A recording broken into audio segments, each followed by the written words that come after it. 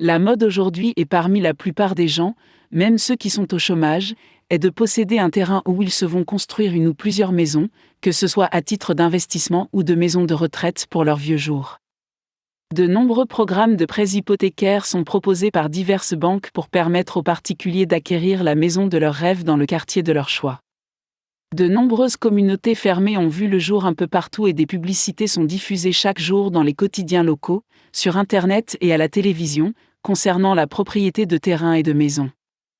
Il existe même des sites Internet entièrement consacrés à ce type d'activité, sur lesquels vous pouvez vous connecter pour choisir ce qui vous convient le mieux. C'est ce que l'on appelle l'immobilier et les gens en tirent un grand profit. Il s'agit d'un marché développé, reconnu dans le monde entier, qui compte de nombreux acteurs. Ils comprennent le propriétaire utilisateur. Il s'agit de personnes qui achètent des terrains et des biens commerciaux pour un usage professionnel ou privé. Ils peuvent décider de louer la moitié des locaux et de vivre sur l'autre moitié. Propriétaire. Il s'agit d'une personne qui investit entièrement son argent dans une propriété à des fins d'investissement.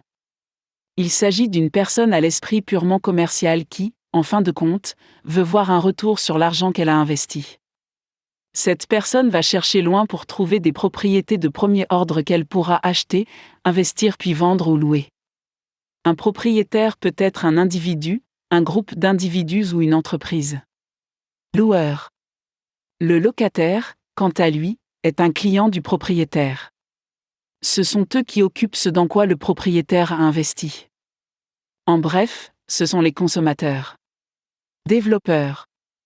Ce sont des personnes engagées principalement par le propriétaire pour transformer le terrain acheté en quelque chose d'habitable. Ils finissent par construire des maisons sur le terrain ou le laissent dans un état amélioré pour le marché.